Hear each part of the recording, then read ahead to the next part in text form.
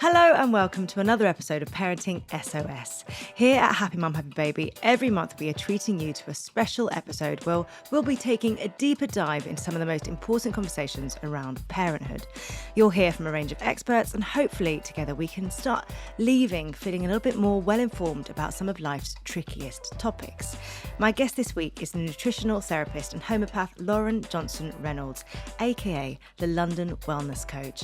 After being diagnosed with Polycystic Ovary Syndrome as a child, Lauren went on a long and difficult journey to better understand her own body and fertility. Now, she's helping other women do the same.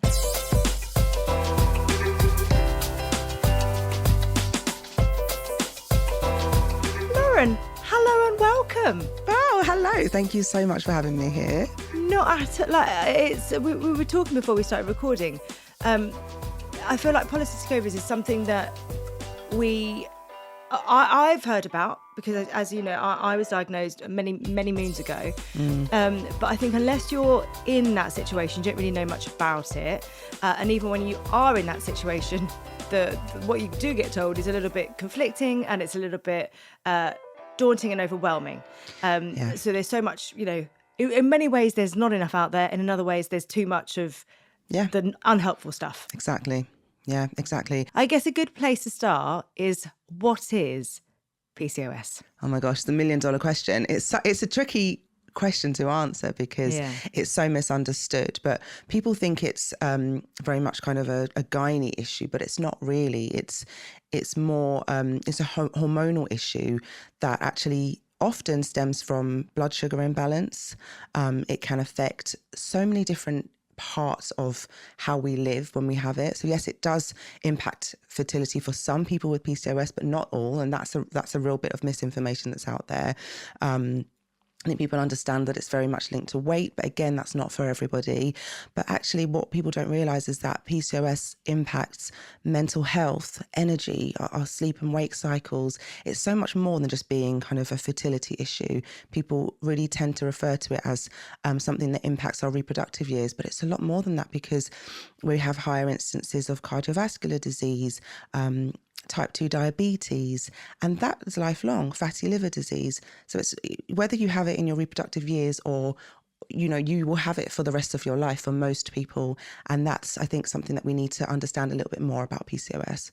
Yeah, absolutely. Like when I was diagnosed, I was literally handed a printed out leaflet from the GP that literally printed out from the internet that looked like it was from Wikipedia. It didn't look like it was an official piece of paper. And I saw the sort of subheadings and stuff. And I can remember I wasn't engaged. Like me and Tom, we knew that we wanted kids at some point in the future, but it wasn't a now thing. And the doctor turned around and said to me, "Oh yeah, but you're not there yet, so we don't need to worry about that yet." And then just sent me off, and I was like, "Okay, but what if though?" But what if? Because being a mother for me, that was always such a massive thing. That was my future. Yeah. So it felt like a very odd thing to just be kind of packed up and off you go. Obviously, I know the NHS is overstretched. I would have been at the end of my 10 minutes and on to someone else. But so I think it's just such a confusing place to be. What are some of the symptoms that people might be experiencing if they have PCOS? So the most common symptoms tend to be a lack of ovulation, which in turn results in irregular periods. So that normally tends to be the first symptom that people realise something's going on. But then with that, you can also have, because of the high androgen, so the higher male hormones as we think of them, because of that, there tends to be a lot of acne. So that can be on the back, chest and shoulders, or along the jaw. I used to get shoulders Yeah, me too. And it's something, if I don't watch my diet, if I've, or haven't had enough sleep, or, I've been touring and life's been a bit hectic, it will pop back up because it's always there under the surface. Excess face and body hair. So often women with PCOS will find that they do have to pluck or wax. I mean, I'm very open about having wax since the age of 9 or 10. My tash, and it's part of my life now. And then hair loss, which is normally from the temples. You can see some thinning here, and that is kind of that male pattern balding. So those are the really common symptoms, and weight gain or difficulty losing weight. So that tends to be what people go to the doctors for. But then, as I mentioned, there's some real sinister symptoms that often aren't linked to PCOS until you deep dive into it. It's just not well known. On my fertility journey, a friend of mine, because I'd had a miscarriage to start with, and then a friend of mine handed me a book that was all about PCOS and all about, he was a nutritionist, and the diet that he had given his wife. And it made me so angry. You know, it was amazing that my friend had given me this book, and I absolutely adore him for that. But at first I was so angry why did I have to go on a diet? Why did I have to cut out all the things I loved? You know, and I think that's part of the process in understanding and living with PCOS, is that, you know, it's all right. It's all right to have those moments. And for that, I think it's understandable why there might be disordered eating, because you're going to go through patterns of being, in brackets, good, you know, for your PCOS, and other times where you're just a bit like, meh, I've got to live my life. Well, exactly. And we have to be realistic about our abilities. And I can attest to feeling like that. And I have felt like that for probably before my diagnosis, because I started gaining weight at a really young age. I think I was about 7 or 8. It was pre-puberty that my symptoms actually started to crop up, and I know that now. We didn't know that then, and to be honest with you, I've only realised that since going into the research, because I've just written a course. That's how I've realised actually that it started since then. And so I was effectively put on a diet or had certain foods limited from that age, 8 years old. And I remember crying in the supermarket because there was something I wanted to get, and my mum, bless her heart, saying to me, oh, you can't, it's too fattening. And so from that age, I already had that in my mind, that I couldn't eat certain things. And as time went on, I think my disordered eating started at a really young age. And I have to say, it's probably only, I think, since I met my husband, he's really, I don't know whether I just felt so safe with him that I was able to realise what I needed to work through. Yeah. But also, I think then retraining as a nutritionist and understanding how to fuel my body and making connections that actually, you know, my greed, as I saw it, wasn't really greed. It was, you know, imbalanced blood sugar, and it was craving carbohydrates and craving sugars because of the blood sugar issues. It took a long time to get there. It's natural. Yeah. How old were you when you got diagnosed? So I was 14, my first diagnosis, and you know, I talk about this a lot in that it was really very much a dark cloud that I then carried, because she told me there and then, you know, you probably won't be able to get pregnant naturally. You'll probably need to come back for help when you do want to have children. And hearing that at the age of 14, it was devastating. It really was. And also at 14, all you want to do is fit in. And that suddenly that's something big that's made you other. You know what I mean? That is kind of, you then any conversations that your friends might be having about the future, your future is suddenly a little bit, I don't know what that's going to be. Because you carry that innocence, I think, when it comes to, you know, pregnancy. You know, I think when you're a teenager, you think anyone can get pregnant at any moment just by looking at someone, you know. So I think it's only as you get older that you realise actually there's so many complexities within that, and then you hear about infertility and stuff. So at that age, it must have, even though you weren't going to be having children then, it must have been a big thing to kind of go, what? You know, what do I do? It was exactly that. It was huge, because actually, even though I was only 14, I knew that I would always wanted to be a mum. I was obsessed with babies, even at that age. And at one point I wanted to be a midwife. I was really in that baby space. Yeah. And so I knew, you know, children were always going to be my future. And I found some old diaries of mine, actually, and you know, I'm writing there, oh, I still haven't had my period. And it was a real thing that was on my mind and a real concern. And as I got older, I was put on the pill, and then that did improve my symptoms in terms of my acne. But as time went on, you know, it wasn't working for me anymore. And it was just, it's always been there in the back of my mind. It's always been this shadow just there.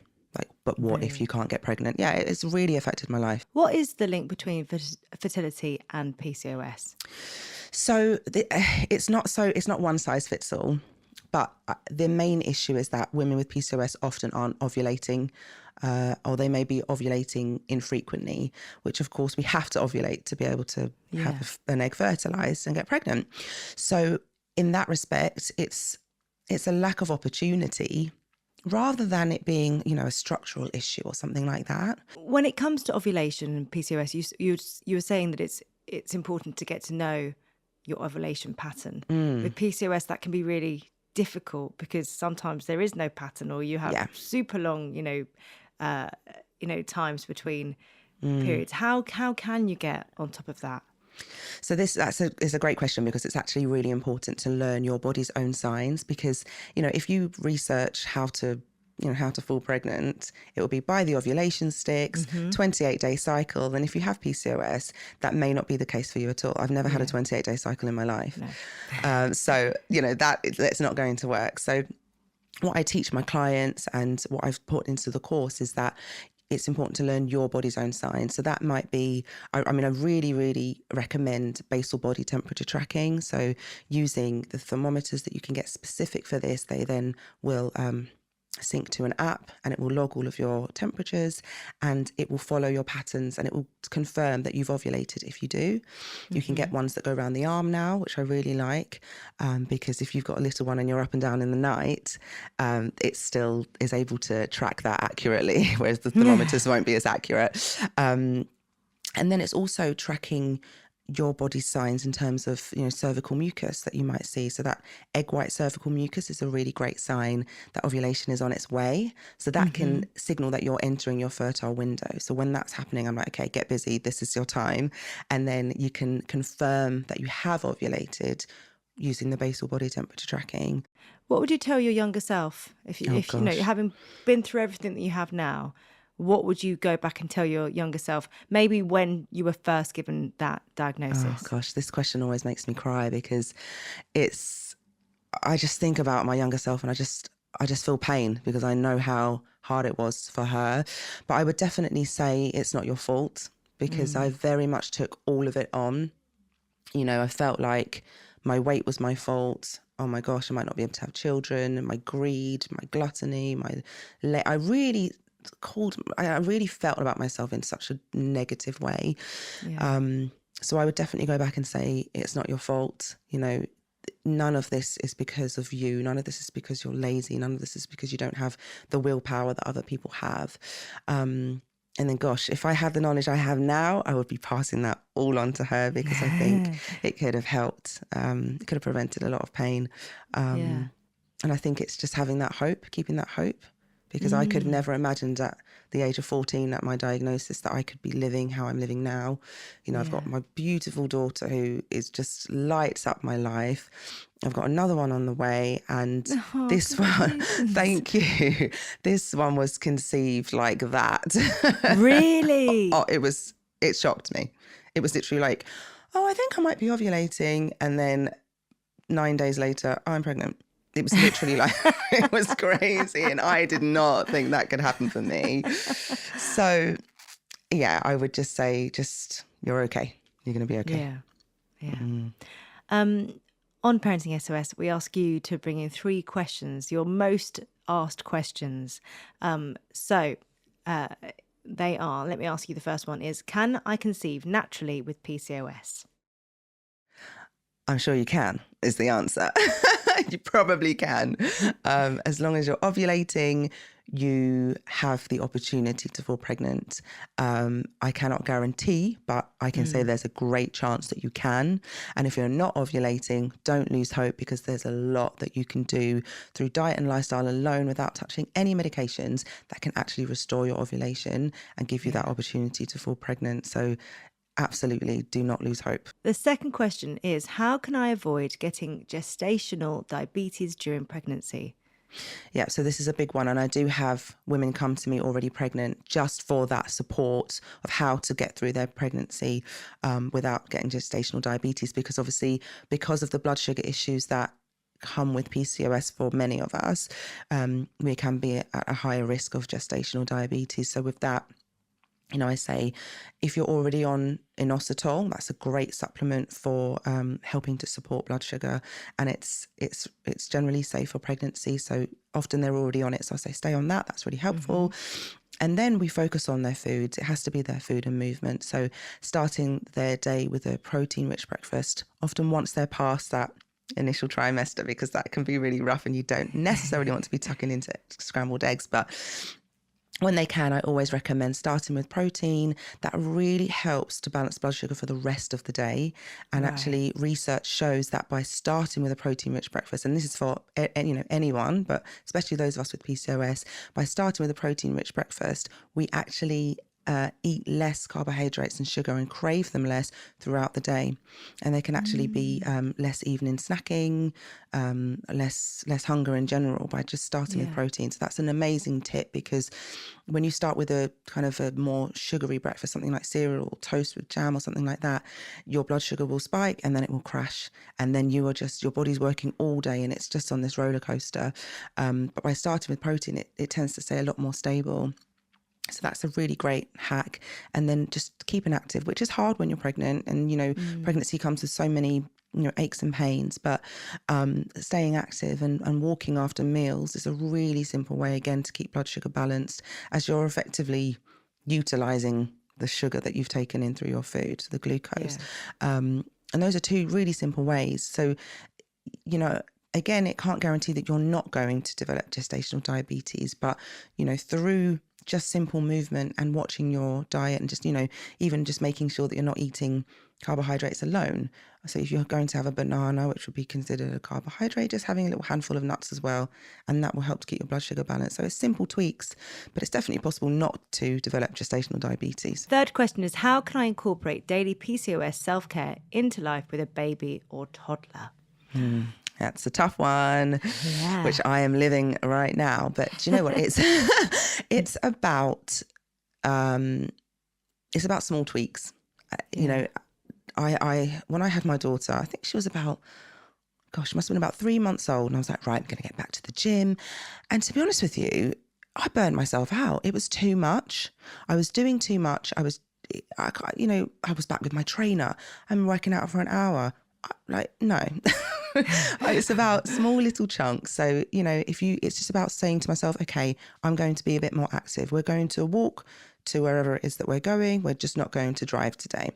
It's about fitting it in where you can, making sure that you're having breakfast, because it's so easy to just make sure the kids are okay.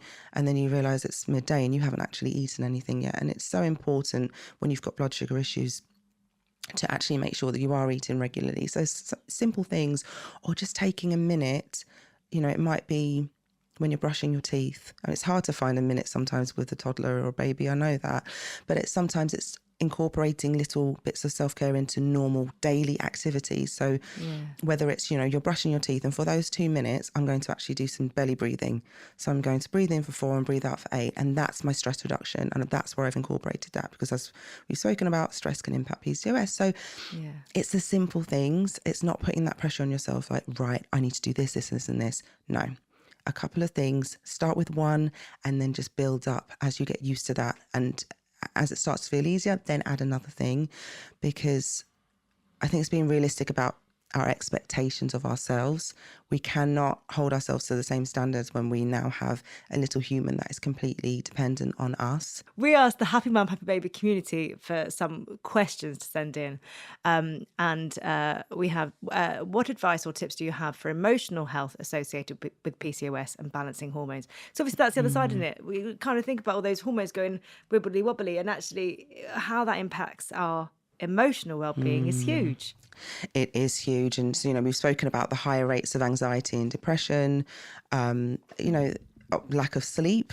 It really impacts our circadian rhythm. It's almost a bit topsy-turvy. Like, it's kind of, we tend to want to stay up later. So we're a bit more tired but wired. So we're tired but we can't sleep at night. Right. Oh God, there's so much that impacts it. But I think it's really important to have boundaries. If you're feeling emotionally a little bit kind of on the edge, have those boundaries, learn to say no. Again, very difficult. As a mother, we have this guilt.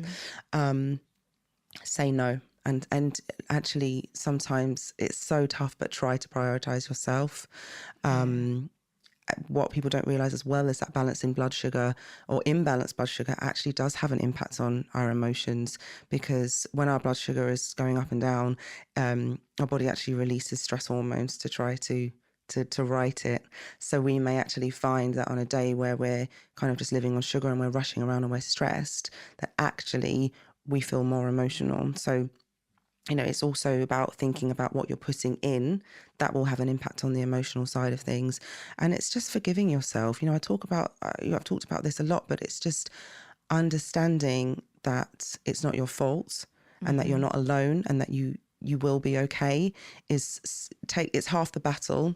Don't be afraid to reach out for help. Don't be afraid to, you know, I found therapy really life-changing because, you know, I have so many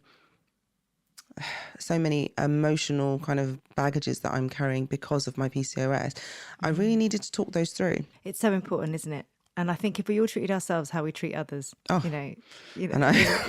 Life would be so different. I know. Someone has asked, how long does it take to change eating habits? That's such a massive thing, isn't it? Because I think we've trying to get those things so it's not just a fad. You know, it's not just something you're going to do for now. It's a combination of willpower, because that's going to get you through the initial bit. Then it's going to be habit. And then also understanding your PCOS body and what it needs, because you can have all the willpower in the world, but if you're living on sugar and your insulin is raising, your body is going to be telling you to eat more carbs, eat more sugar. It's going to store fat. That's what it's telling your body when your insulin is high. So it's a combination of willpower, habit making, and then actually making sure that you're doing the right things in terms of how you're fueling yourself. But I have to say, you know, they say, you know, 75 days or, you know, whatever it is, 3 months or to make a habit. But I have to say, for me personally, to undo the habits of a lifetime, and it's a lot of conditioning that I have, you know, I've conditioned myself in this way. It's taken some years, but this is, it has, I have to say. And for me, Christmas has always been a measure of how well I'm doing, because Christmas historically is a time to gorge. And that's how I saw it. I was like, right, I'm going to be eating everything, chocolate orange and night, like no holds barred. And then when I started studying and learning and changing how my body wanted food and how I saw food and doing the therapy, Christmas was my measure. So it's like, okay, well, this Christmas I definitely binged a lot less. And then the next Christmas I binged less. And then this Christmas I didn't binge at all. Yay. That's how it's kind of, but it has taken years. And I still have those moments where I do want to just go for it. And that's normal, I think. But yeah, it's habits take time to change and to reform. And again, I think it's, for some people, yes, maybe it will take 30 days, 60 days, 90 days for them to form a habit. But when you have PCOS and it impacts your appetite in so much, maybe put a little bit less pressure on yourself. Don't think about time limits like that. Just, it takes as long as it takes. And this is why I always recommend not doing something too strict. A lot of people think they need to cut out dairy and gluten, or, you know, they want to do keto, which, okay, it might work for some people, but it's so restrictive that it's hard to actually be consistent. And well, that's the thing. Do you think something like that might work for a period of time, and then ultimately when you stop doing that, you're back to square one? I don't know if you're necessarily back to square one, but I definitely do feel that when you've done something restrictive like that, even it could just be as simple as restricting your calories and calorie counting, you start to feel deprived. And then that often results in like a rebound, and you go far the other way and you end up binging. And then some people, you know, so you can end up feeling worse about yourself than you did at the beginning. And that cycle is really common in PCOS. So I say, don't worry about restricting. Don't do something strict like that. Just be consistent. And that's how you form the habits. It does take time. Someone has asked, what supplements should I be taking, and do I need to take them forever? Well, that's a really good question. So I'm quite careful with how I speak about PCOS supplements, because again, like we've said, that PCOS affects people so differently. And so I tend to not say, you know, here's blanket supplements, everybody go out and buy them, because that's what I've done, you know, just following people on Instagram and seeing what they're taking and buying the same thing without knowing if their PCOS symptoms are even mine. So I'm quite careful with that. You know, everybody can benefit from, especially this time of year, taking vitamin D. There are huge links between vitamin D and PCOS symptoms. So if you're deficient, you want to make sure that, you know, get yourself tested and then top that up, especially when the sun isn't out. Magnesium is a great one that most people tend to benefit from because it just helps to relax the nervous system and get you into that more of a rest and digest state and out of fight or flight. That one, for most people, it's not going to cause any harm. The one supplement that I really do advocate for PCOS is inositol. So it's normally a combination of myo and D-chiroinositol, but it comes already done, already in that combination, and you take that twice a day, and it's excellent for, there's evidence that it restores ovulation. It's comparable to metformin in studies in improving that insulin resistance. Wow. It can help with cravings because of that, and it can actually improve egg quality.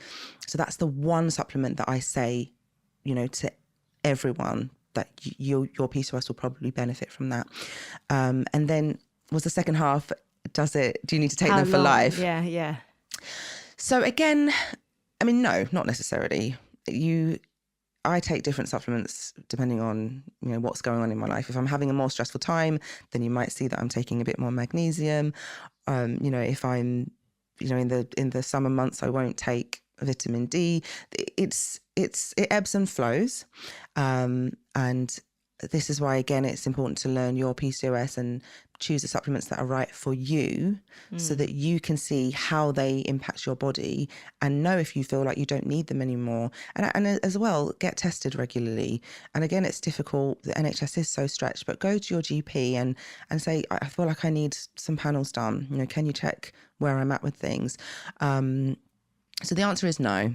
You probably won't need to stay on them for life, but go with how you feel and go with your testing. Yeah. Someone else asked, I know protein is good, but what else can I have if I find protein powder revolting? I guess in general, actually, diet, what food is good? Because I think one of the reasons why I got so angry at this book that my friend gave me is that it started with all the things I can't have. Don't have this, don't have this, don't have. I was a bit like, well, what's left? What can I eat? Tell me some good news. Nothing's off the table. And that's what I really try to express. It's about finding your tolerance for certain foods. So a lot of people feel that when you have PCOS or you have blood sugar issues, you can't eat carbs. You can eat carbs. It's about finding your carb tolerance and not making your carbohydrates the star of the meal. Yeah. So I say to make a perfect plate, you want to put on your protein. So make sure you've got your protein there, then add your fiber. That should be half of your plate. So your veggies, fill half that plate with veggies. And then you add your carbohydrates. It's a side rather than like the main event of your meal. Yeah. And then you add your fats, whether it's nuts and seeds, olive oil drizzled on, or avocado. And if you start to think about structuring your meals like that, you can have a completely balanced diet. If you want to have a glass of wine a couple of times a week, that's fine. If you want to have chocolate, I eat chocolate every single day.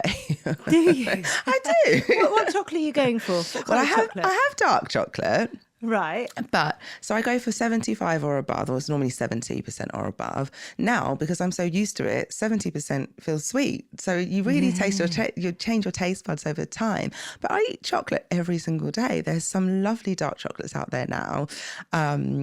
And they carry good benefits as well, don't they? Oh, absolutely. I'm just making it up because that's what I want to hear. No, you're right. No, they're very antioxidant rich, rich in magnesium. I mean, they've got caffeine, so that's always helpful for mums. I just don't eat it at night. I've made that mistake a few times. But yeah, nothing is off the table. I still go out to eat. I really want to stress that it's not about restriction, because if PCOS is for life, then the way we choose to eat and live to manage our PCOS symptoms needs to also be sustainable for life. And this is why I say it's just about consistency, that you can finding a diet or a way of eating that you can be consistent with, because it's a lifetime's journey. So you have to be able to eat that way or live that way for your life. So nothing's off the table. We can eat everything. We just have to find our tolerance and how it works for us. We had a few people writing about their experiences with PCOS. And one person said, every doctor I have seen has demonstrated limited knowledge, lack of urgency towards PCOS. Thus support hasn't been particularly forthcoming. I've learned that about PCOS through my own research, which came about in desperation whilst trying to conceive. I felt very isolated and needed help. But where I felt I needed guidance, it wasn't there unless women can afford to pay for private programs. Unfortunately, this wasn't an option for everyone. I applaud you for bringing open discussions about to the table about PCOS, but encourage you to be aware of the financial implications of this for women in many areas of the UK, which I guess is what you're really fighting for as well, because you know how important it is for this information to be there for everyone. It shouldn't be a case of, what's in your pocket or where you live or the postcode lottery when it comes to how long your doctor's going to see you for or what services are provided.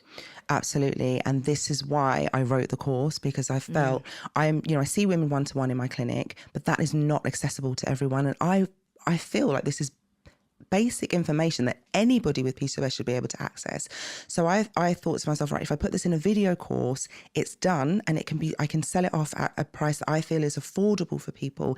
They can access that information. So that's what I've done, and that was my motivation behind it, because I thought this is not okay. It's not okay that it's a postcode lottery, that perhaps you're in a borough that kind of, is a little bit less crowded and you can get a bit more time with your doctor, or you happen to get a doctor who has a personal interest in PCOS and has taken the time to learn about it, or you can afford to see somebody privately. It's so unfair. So by creating the complete PCOS plan, I put everything in there. And I hope that people will find that is an accessible price point. But I've packed so much, everything is in there, and it's all scientifically backed. So I've got all the papers there as well. If people want to geek out, they can read the papers too. There's workouts, there's everything in there. And I hope that provides a bit of clarity and a bit of peace for women with PCOS. And also, I wonder if it's part of it is because of how it presents itself and those symptoms, the putting on weight, the excess hair, the spots, it's not, for me, it's not something you like talking to people about or highlighting, if you like. So it kind of feels like something you want to almost not talk about. I don't want to bring that to the table. But when you do, it's amazing, actually. I think it kind of, for some women, it kind of makes you go, ding, ding, ding. I have that. Those are my symptoms. I've got to go and get this checked out. Yeah. Yeah. So the more we talk about it, the better. But I completely understand why we don't. It's, it's easy to feel embarrassed about these symptoms and to feel less feminine. And, who wants to admit that they're plucking their beard every day? Like, you don't want to. But the more we do speak about these things, the more we can spread that education and combat that misinformation and actually help people to understand that they can go and be diagnosed. And, I think some people get put off actually going to be diagnosed because of the internal ultrasound. That's something that is actually quite an issue, maybe for religious reasons, because of age, because of experiences that they've had. They don't wish to have that done. Thankfully, things are changing, and the new PCOS guidelines are taking AMH levels into account with PCOS diagnosis. So that can be used instead of the internal ultrasound. So that, I hope, will help people to go forward to their GP and ask for a diagnosis without that fear of having to do something that they feel uncomfortable about. And hopefully that will help to get that diagnosis level up and remove that taboo a little bit. Absolutely. We end the podcast with you completing 3 sentences. The first one is, being a parent means. Seeing the world in a whole new way. Second sentence is, if I could tell you one thing, it would be. You're lovely. And finally, I'm happy when. I'm happy when I get to connect with other people in a meaningful way, which is a big part of why I do what I do. I love it. Thank you so much. I've absolutely loved this chat, and I found it so enlightening for myself. Kind of literally, I've had like little light bulb moments as we've been talking, kind of going, oh my God, like, why have I not even thought about how PCOS might be continuing to affect me? It just has completely shocked me. Well, I'm pleased. Yeah. Thank you so much. Thank you. Thank you. And keep doing what you're doing, because I think, you're scooping up women at a time where they feel so lost and like the future ahead of them is not as they expect it to be. And I think that's such an important time to capture them and give them hope. Well, it's an honour for me to be able to do that. Thank you so much for having me on. It's been a really great conversation. So much. Thank you.